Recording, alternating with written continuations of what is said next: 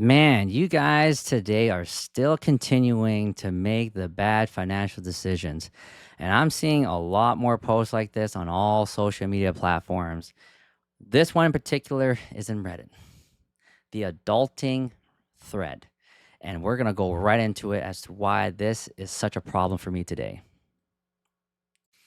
Okay, so we're going to go right into this thread. The title it says is Me After Moving Out. I've never been so free. Okay. It's a meme. It's a picture of a guy in the office. Living in your parents' house is free, but you pay for it with your mental health. And everyone's saying that seems to be a trade-off. It seems to be a common thing where people are living at home with their siblings or parents, and I don't really understand, like, totally get the degree of how bad it is. Yeah, you don't have any privacy. Yeah, there's always someone home. Yeah, your parents might be demanding or they expect you to be home at a certain hour, this and that. But when someone describes their situation at home, you can only take it as face value. Like, you have to literally be there to see if it's really that bad. And some of these people that complain, like my buddy back in the day, he never realized how good he had it. But then from his perspective, it's no, I'm 18. I shouldn't have a curfew. Like, giving me a midnight curfew, that's not a good thing, blah, blah, blah. Or they should be upping my allowance because, what am I going to do with $25 a week and everything? It's, buddy, you get an allowance. I don't get an allowance. Like, it's called just being part of the family when you have to do stuff around the house. But again, it's just all about perspective, right? When people complain about their living arrangements at home, I really don't care because most of these people, they don't know how hard it is to actually live at home with their parents.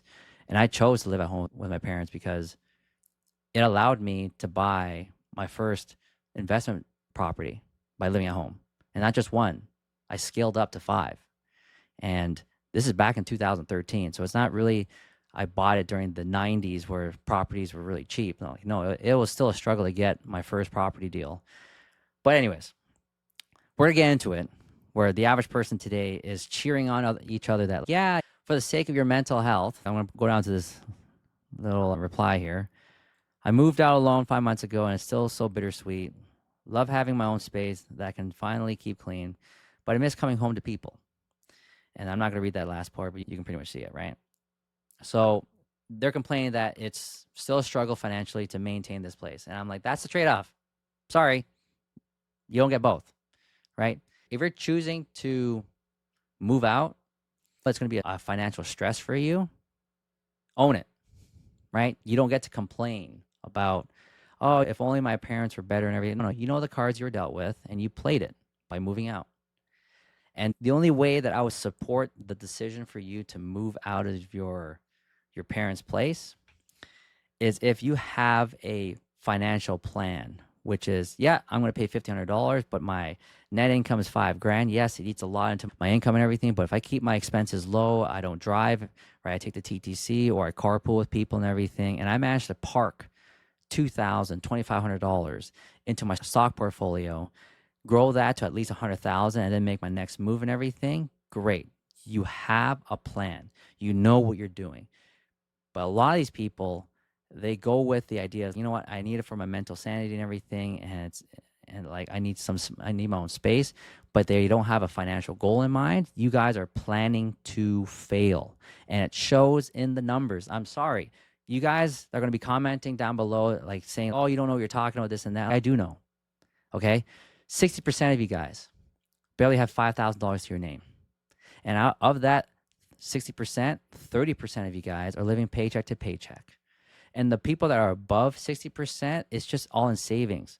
The top 10% of the people will have a paid off property or actually paying off a property.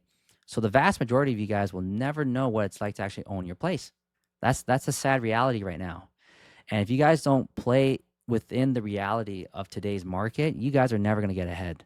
And it's going to be examples like this where you see a lot of people commenting here, cheering on, saying, yeah, raw, and you are not focused on your financial goals and everything. You guys are all going to get left behind. I'm sorry. The system's not designed to save everyone. And for the ones who wake up and actually see how dire the situation is right now, great. You guys are going to move accordingly, and you guys are going to get ahead. But for the rest of you, I say good luck. So anyways, I'm signing off. If you like this content, subscribe, comment down below. And until then, I'll see you guys on the next one.